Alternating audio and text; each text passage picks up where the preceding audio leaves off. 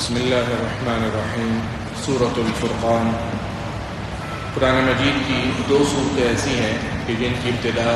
تبارک الذی سے ہوتی ہے، یعنی بابرکت ہے وہ ذات۔ ان دو صورتوں میں ایک صورت جو مشہور و معروف ہے سورۃ الملک، اور دوسری صورت یہ سورۃ الفرقان۔ اللہ تعالیٰ ابتدا فرما رہے ہیں تبارک الذی نزل الفرقان علی عبدہ، بابرکت ہے وہ ذات جس نے اپنے بندے محمد صلی اللہ علیہ وسلم پر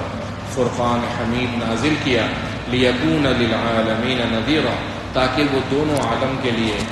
تمام عالم کے لیے ڈرانے والے بن جائیں۔ اللہ وہ ذات ہے جس کے لیے آسمان اور زمین کی بادشاہت ہے، اس نے کوئی اولاد نہیں جنی،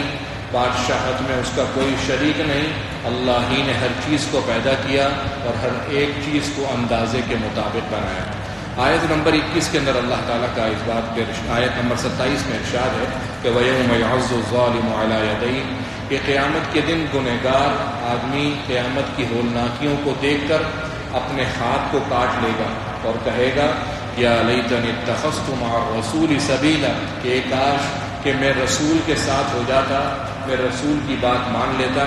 یا ویلتا لیتنی لم اتخذ فلانا خلیلا، اے ندامت، کاش کہ میں فلاں شخص کو دوست نہیں بناتا، کہ اس کی دوستی کی وجہ سے، اس کے ساتھ رہنے کی وجہ سے میں دین سے بھٹک گیا، شریعت سے دور ہو گیا۔ لقد اضلنی عن الذکر بعد اذ جاءنی، اور اس نے مجھے شریعت سے غافل کر دیا۔ آیت نمبر 30 میں اس بات کا ارشاد ہے کہ قیامت کے دن اللہ تعالیٰ سے رسول شکوہ کریں گے اور کہیں گے یا رب، اے میرے رب، ان قوم اتخذوا هذا القرآن مہجورا، میری اس قوم نے قرآن مجید کو چھوڑ کر پس پش ڈال دیا تھا، لہٰذا آپ ان پر عذاب نازل کیجیے۔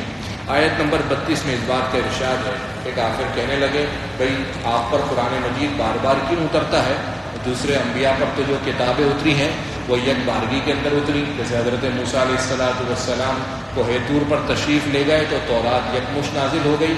آپ پر بار بار وہی کیوں آتی ہے؟ ایک ساتھ کیوں قرآن مجید پورا نازل نہیں کر دیا گیا؟ کیوں اس کے اندر 22 سال 9 مہینے کا عرصہ لگا؟ اللہ تعالیٰ فرماتے ہیں لِنُثَبِّتَ بِهِ فُؤَادَكَ، اے نبی اس کی دو وجوہات ہیں، ایک وہ کہ یہ کفار آپ کو طعنے دیتے ہیں تو ان کی تسلی کے لیے آپ پر وحی نازل کی جاتی ہے کہ ان کے طعنوں سے آپ کو تسلی وحی کے ذریعے سے ملتی رہے، اور دوسری بات وَرَتَّلْنَاهُ تَرْتِيلًا، ہم نے اس قرآن مجید کے بارے میں یہ بات رکھی ہے کہ اس کو ٹھہر ٹھہر کر پڑھا جائے، اس کو جلد بازی کے اندر بغیر تجوید کے اس طریقے سے حروف ادا نہ ہو، مخارج صحیح سے ادا نہ ہو، اس طریقے سے نہ ہو، بلکہ اس کو ٹھہر ٹھہر کر پڑھا جائے۔ اس لیے قرآن مجید کو اترنے کے اندر اتنا وقت لگا۔ اس کے بعد اللہ تعالیٰ نے عباد الرحمن کی صفات بیان کی کہ رحمان کے بندے کون ہیں۔ یوں تو سب کے سب جتنے بھی انسان ہیں سب کے سب اللہ ہی کے بندے ہیں، لیکن یہاں پر اللہ تعالیٰ اپنے کچھ بندوں کا خصوصیت کے ساتھ تذکرہ فرما رہے ہیں، گویا یہ اللہ تعالیٰ کے VVIP بندے ہیں جن کو اللہ تعالیٰ عباد الرحمن کا سرٹیفکیٹ دے رہے ہیں۔ ان کی صفات اللہ بیان کرتے ہوئے آیت نمبر 62 میں فرما رہے ہیں الذین یمشون علی الارض ہونا، کہ جو زمین پر تکبر کر کر نہیں چلتے بلکہ ان کی چال چلن سے تواضع اور عاجزی دکھتی ہے، زمین پر نرمی سے چلتے ہیں۔ وَإِذَا خَاطَبَهُمُ الْجَاهِلُونَ قَالُوا سَلَامًا، اور جب جاہلوں سے ان کا بحث مباحثہ ہو تو وہ ان سے اچھی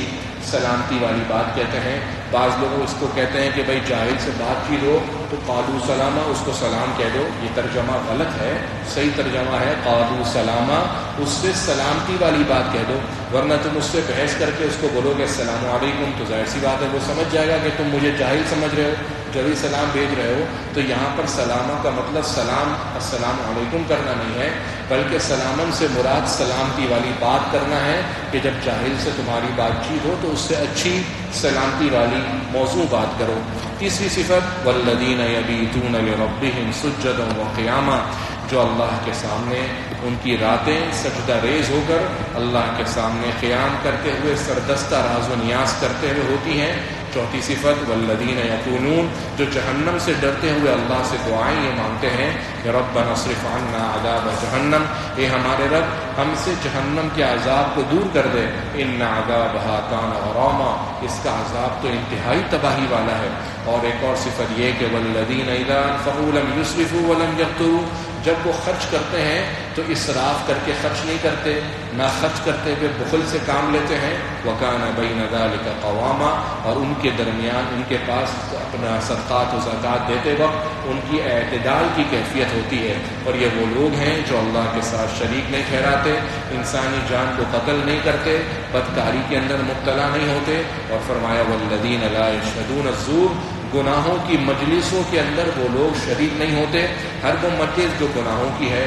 چاہے وہ خوشی کی مجلس ہے، شادی بیاہ کی مجلس ہے، پتہ ہے وہاں پر گناہ ہے، موسیقی ہے اور وہاں پر اختلاط والا ماحول ہے، یہ سب قرآن مجید کی اس آیت کی روح سے منع ہے کہ وہ لوگ ایسی مجالس کے اندر جہاں گناہ ہو ان مجالس کے اندر شریک نہیں ہوتے۔ وَإِذَا مَرُّوا بِاللَّغْوِ مَرُّوا كِرَامًا، اور اگر وہاں سے گزرنا ہوئی تو گزرتے اس حال میں ہے کہ انتہائی معزز طریقے سے گزر جاتے ہیں۔ حضرت عبداللہ ابن مسعود رضی اللہ عنہ ایک دفعہ گناہ کی مجلس سے گزرے تو گناہ کی مجلس سے جلدی سے گزر گئے، آپ صلی اللہ علیہ وسلم کو پتہ لگا تو حضور صلی اللہ علیہ وسلم نے فرمایا ابن مسعود کریم ہو گئے، یعنی گناہ کی مجلس میں ٹھہرے نہیں بلکہ گناہ کی مجلس سے کرامت کے ساتھ عزت کے ساتھ چلے گئے۔ والذین اذا ذکروا بآیات ربہم، یہ وہ لوگ ہیں کہ جب ان کے سامنے اللہ کی نشانیاں بیان کی جاتی ہیں وہ اس پر بہرے اور اندھے ہو کر نہیں گرتے بلکہ وہ ان تمام نشانیوں کو سوچ سمجھ کر اللہ کی آیت پر ایمان لاتے ہیں، اور جو لوگ اللہ کی آیات بیان کرتے ہیں ان سے وہ لوگ غافل نہیں ہوتے۔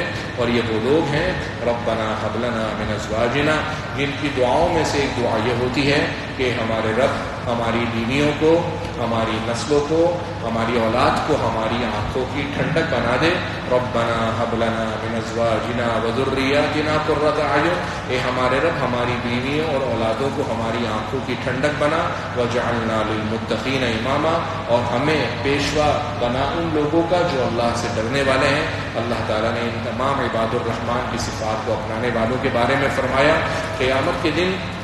اللہ تعالیٰ ان کو جنت کے اندر اعلیٰ بالا خانوں کے اندر رکھیں گے اور وہاں پر ان کو سلام سے نوازا جائے گا، ہمیشہ وہاں پر رہیں گے، اور جنت ٹھہرنے کی اور رکنے کی بہترین جگہ ہے۔ اس کے بعد آخری آیت 70 میں اللہ تعالیٰ نے فرمایا کہ نبی ان سے کہہ دیجئے کہ اگر تم دعائیں نہیں کرو گے تو اللہ کو تمہاری کوئی پرواہ نہیں ہے، کیونکہ دعا کرتے وقت انسان کی عاجزی دکھتی ہے،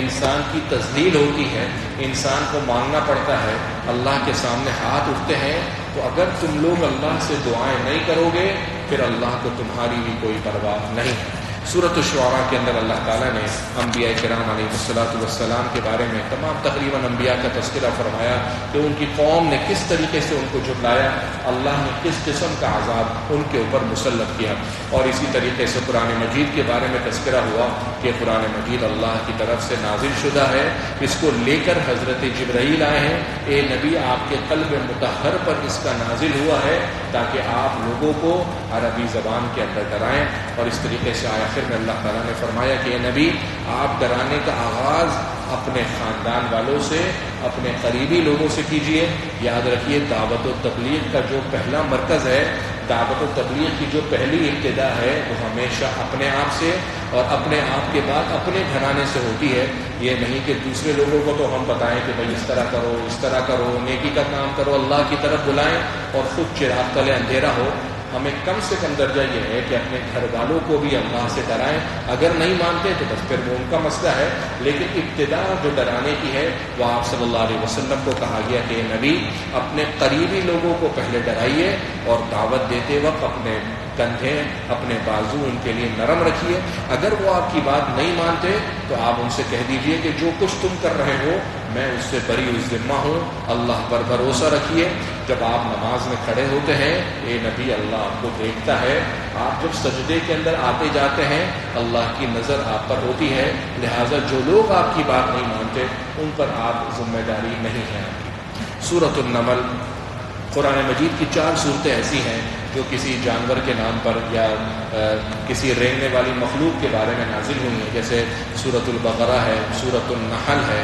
اور یہ جو سورت النمل ہے، اور اسی طریقے سے سورت الفیل ہے جو جانوروں کے نام پر ہے، اس سورت کا نام نمل ہے کیونکہ اس سورت کے اندر چونٹی کا تذکرہ ہے، اور یہ چونٹی وہ تھی کہ حضرت سلیمان علیہ السلام اور داؤد علیہ السلام کے زمانے کے اندر تھی کہ حضرت سلیمان علیہ السلام کو اللہ تعالیٰ نے اس خصوصیت سے نوازا تھا کہ حضرت سلیمان علیہ السلام جانوروں کی اور پرندوں کی بولیاں سمجھا کرتے تھے، اور یہ اللہ کا بہت بڑا ایک انعام تھا۔ ایک دفعہ حضرت سلیمان علیہ السلام اپنے لاؤ لشکر کے ساتھ چونٹی کی وادی پر سے گزرنے لگے تو چونٹیوں کی جو سردارنی تھی وہ کہنے لگی اپنی جماعت والیوں سے کہ یا ایھا النمل، اے چونٹیوں، ادخلوا مساکنکم، تم اپنے اپنے بلوں کے اندر اپنے اپنے گھروں میں داخل ہو جاؤ، کیونکہ سلیمان کا لشکر بہت آب و تاب اور لاؤ لشکر کے ساتھ آ رہا ہے۔ لا یحطمنکم سلیمان وجنودہ، سلیمان اور اس کا لشکر تم کو کچل نہ ڈالے، وہم لا یشعرون، اور ان کو پتہ بھی نہیں ہوگا۔ یہ چونٹی کی گفتگو جو اس نے اپنی ماتحتوں سے کی، اللہ تعالیٰ نے یہ گفتگو حضرت سلیمان علیہ السلام کو سنا دی۔ حضرت سلیمان علیہ السلام ہنسنے لگے اور اس اتنی بڑی نعمت پر اللہ کا شکر ان الفاظ میں ادا کیا کہ رب اوزعنی ان اشکر نعمتک۔ یاد رکھیے کہ انبیاء کا ماننا بہت کمال کا ہوتا ہے، انبیاء جو کہتے ہیں وہ وحی الہی ہوتا ہے، لیکن انبیاء کے بعض بول، انبیاء کی بعض گفتگو، انبیاء کی بعض دعاؤں کا تذکرہ اگر قرآن میں ہو جائے تو وہ میرے لیے اور آپ کے لیے لائق تقلید ہے کہ ہم ان دعاؤں کے ذریعے سے اللہ سے مانگیں۔ وہ دعا یہ تھی کہ میرے رب اوزعنی ان اشکر نعمتک، آپ مجھے توفیق بخشیے کہ میں آپ کی نعمتوں کی خوب شکر گزاری کروں، وہ نعمتیں جو آپ نے مجھ پر دی ہیں، صرف مجھے ہی نہیں بلکہ میرے والدین کو دی ہیں، اور وانا عمل صالحا ترضاه، اس بات کی توفیق دیجیے کہ میں ایسے نیکی کے عمل کروں کہ آپ مجھ سے راضی ہو جائیں، وادخلنی برحمتک فی عبادک الصالحین، اور آپ مجھے اپنی رحمت کے ساتھ اپنے نیکوکار بندوں میں داخلہ نصیب فرما دیں۔ اسی طریقے سے قرآن مجید میں آیت نمبر 20 سے اس بات کا تذکرہ ہے کہ ایک دفعہ حضرت سلیمان علیہ السلام اپنے تخت پر تھے اور پرندوں کی حاضری لیا کرتے تھے، تو پرندوں کی حاضری لیتے وقت ایک پرندے کو گم پایا تو کہنے لگے حضرت سلیمان علیہ السلام ما لی لا ارى الہدہد، کہ مجھے کیا ہوا، میں ہدہد نامی پرندے کو نہیں دیکھ رہا، کہاں ہے وہ؟ اگر چونکہ وہ بغیر بتائے آج نہیں آیا ہے تو اس صورت کے اندر میں اس کو عذاب میں مبتلا کر دوں گا یا اس کو ذبح کر دوں گا۔ قرآن کہتا ہے کہ ابھی تھوڑی سی دیر گزری تھی، ہدہد آیا، حضرت سلیمان علیہ السلام نے نہ آنے کی وجہ پوچھی تو کہنے لگا میں آپ کے پاس ایک بہت اچھی خبر لایا ہوں، اور ایسی خبر لایا ہوں کہ جو کسی کو نہیں پتا، آپ کے جنات کے اتنے بڑے لشکر ہیں ان کو بھی نہیں پتا۔ میں چلتے چلتے ایسی جگہ، ہواؤں میں اڑتے ایسی جگہ پر چلا گیا تھا کہ میں نے زمین پر دیکھا ایک عورت کو کہ جس کو اللہ تعالیٰ نے خوب دنیا کی نعمتوں سے نوازا ہے، اس کا بہت بڑا عرش ہے، لیکن عجیب بات یہ دیکھی کہ میں نے اس کو اور اس کی قوم کو دیکھا کہ وہ اللہ کو چھوڑ کر سورج کو سجدہ کر رہے تھے۔ شیاطین نے ان کے لیے ان کے برے اعمال کو مزین کر دیا تھا، ہونا تو یہ چاہیے تھا کہ وہ اللہ کو سجدہ کرتے، جو اللہ تعالیٰ آسمان اور زمین کا مالک ہے۔ جو کچھ ہم چھپاتے ہیں اور علانیتاً کرتے ہیں اللہ سب جانتا ہے، اللہ کے سوا کوئی معبود نہیں، اور وہ عرش عظیم کا مالک ہے۔ حدود نے جب یہ گفتگو سنی،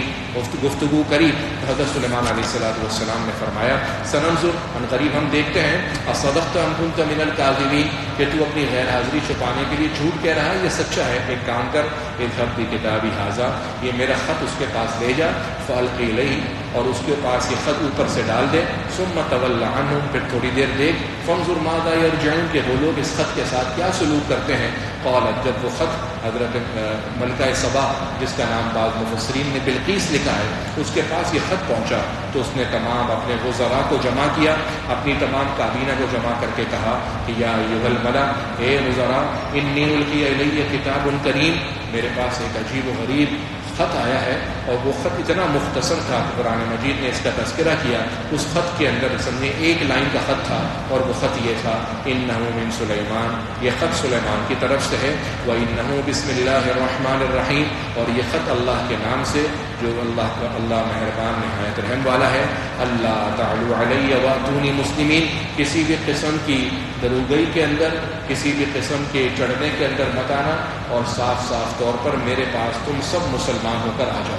جب یہ خط پڑھ کر سنایا، اپنے وزراء سے اس نے مشورہ کیا تو وزراء نے کہا کہ بھائی ہم تو بڑی قوت والے ہیں، ہر قسم کے جنگی اسلحہ ہمارے پاس ہے، باقی آپ کو جو کرنا ہے کر لیں۔ اور حضرت اس پر ملکہ نے جواب دیا کہ یہ بادشاہ ہے، اور یہ بادشاہ جب بستیوں میں آتے ہیں تو پوری بستیوں کو خاص کر دیتے ہیں، پوری بستیوں کو تباہ کر دیتے ہیں۔ ایسا کرتی ہوں میں ان کے پاس ایک ہدیہ بھیجتی ہوں، ہدیہ بھیج کر دیکھتی ہوں کہ کیا ہوتا ہے۔ جب وہ ہدیہ سلیمان علیہ السلام کے پاس آیا تو سلیمان علیہ السلام نے کہا اچھا یہ تم لوگ مجھے مال کے ذریعے سے چاہتے ہو کہ میں مال کو دیکھ کر خاموش ہو جاؤں؟ اب دیکھو میں تمہارے پاس کیسا لشکر لے کر آتا ہوں، ایسا لشکر لے کر آؤں گا کہ جس کی کوئی ابتدا اور انتہا نہیں ہوگی، تو میں تمہارے ملک سے ذلیل کر نکال دوں گا۔ اس پر جب یہ پیغام ملکہ سبا کے پاس پہنچا تو ملکہ سبا نے اس پیغام پر نہ چاہتے ہوئے بھی سوچا کہ اب میں کیا کروں، وزراء کو جمع کیا۔ آخر کے اندر خلاصہ یہ کہ اسلام لے آئی، اور اسلام لانے کے بعد ملکہ سبا جس کا نام بلقیس تھا، وہ جا کر حضرت سلیمان علیہ السلام کے پاس گئی، اپنے گناہوں کا اعتراف کیا، اور قرآن کے اندر آیت نمبر 44 میں اللہ نے فرمایا کہ حضرت سلیمان علیہ السلام کے رب پر ملکہ سبا اور اس کے لوگ مسلمان ہو کر اسلام لے آئے۔ اس کے بعد اللہ تعالیٰ نے دیگر انبیاء کی قوموں کا تذکرہ فرمایا، آسمان اور زمین کے بننے، اور جب انسان مشکلات میں پھنستا ہے اللہ ہی کو پکارتا ہے، اللہ ہی مصیبتوں سے نکالتے ہیں، اللہ ہی مشکلات سے نکالتے ہیں، خشکی ہو یا سمندر، کون ہے وہ اللہ ہی ہے جو تم کو ان تمام اندھیریوں سے نکالتا ہے، ہوا بھیجتا ہے بارشوں سے پہلے، جو ہوا بارش آنے کی نوید ہوتی ہے، یہ سب اللہ ہی کے حکم سے ہے۔ اس کے بعد آخر صورت کے اندر اللہ نے فرمایا کہ قیامت کے دن جو نیکی لے کر آئے گا اس کو اس پر ایک بدلہ ملے گا، اور برائی جو لے کر آئے گا اس کے چہروں کو آگ کے اندر، ان کو چہرے کے بل آگ میں ڈال دیا جائے گا۔ سورۃ القصص کے اندر حضرت موسیٰ علیہ السلام کا تذکرہ ہے، اور حضرت موسیٰ علیہ السلام کا بالکل ابتدائی تذکرہ ہے۔ یہ اس وقت کی بات ہے کہ جب فرعون نے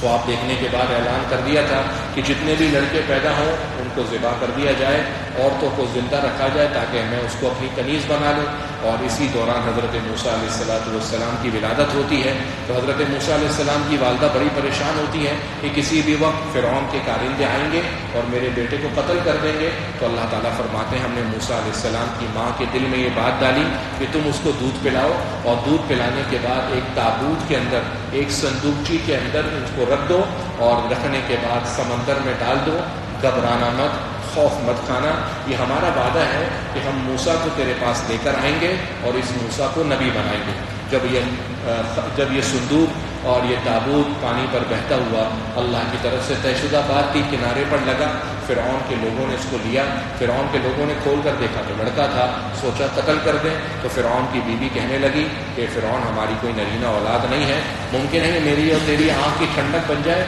اس کو قتل مت کر۔ فرعون نے اپنی بیوی کی بات مان کر اس کو قتل نہیں کیا۔ اس کے بعد وہاں پر جب اس کو دودھ پلانے کی باری آئی تو کوئی بھی عورت دودھ پلانے کے لیے تیار ہوتی، حضرت موسیٰ علیہ السلام دودھ پینے کے لیے تیار نہ تھے۔ آخر کے اندر حضرت موسیٰ علیہ السلام کی خالہ جو فرعون کے گھرانے کے اندر ہوا کرتی تھی، انہوں نے اللہ کے حکم سے فرعون سے کہا کہ میں تمہیں ایک ایسی عورت کے بارے میں بتاؤں کہ وہ عورت جب دودھ پلائے تو موسیٰ دودھ قبول کر لے؟ تو بولا ہاں بتاؤ۔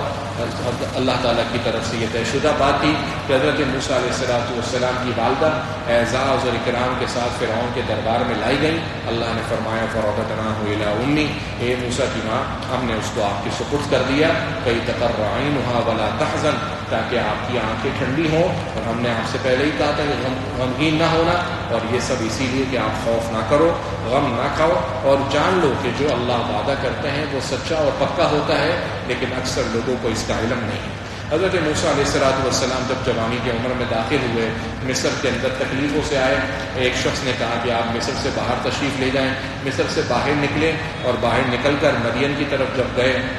تو ایک کنویں کے پاس رکے۔ وہاں پر انہوں نے ایک عجیب منظر دیکھا کہ لوگوں کی ایک بڑی جماعت اپنے جانوروں کو پانی پلا رہی ہے، لیکن دو عورتیں پیچھے کھڑی ہوئی ہیں، وہ پانی نہیں پلا رہی۔ حضرت موسیٰ علیہ السلام ان دونوں خواتین کے پاس گئے اور کہنے لگے ما خطبکما، تمہیں کیا ہوا، تم پانی کیوں نہیں پلا رہی اپنے جانوروں کو؟ کہنے لگی ہم نہیں پلا سکتے حتیٰ یصدر الرعاء، یہاں تک کہ ہم کو کوئی پلانے والا نہ مل جائے۔ تو ظاہر سی بات ہے کہ کوئی ایسا شخص ملے کہ جو ان تمام اس جمگھٹے کے اندر سے، اس مجمع کے اندر سے ہمیں پانی نکال کر دے۔ ہم اپنے والدین کو بھی ساتھ لے کر نہیں آ سکتے، کیونکہ ہمارے والد شعیب علیہ السلام وہ بوڑھے ہیں، وہ اس کام کے لیے نہیں آ سکتے۔ حضرت موسیٰ علیہ السلام نے ان کی خدمت کری، اور خدمت کر دینے کے بعد درخت کے سائے کے اندر گئے اور وہاں پر لیٹ کر اللہ سے فرمایا رب انی لما انزلت الی من خیر فقیر، اے میرے رب جو کچھ آپ نے دنیا کے اندر خیر اور بھلائیاں اتاری ہیں میں اس کا محتاج ہوں۔ اس کے بعد اللہ تعالیٰ نے ان کی یہ دعا ایسی قبول کی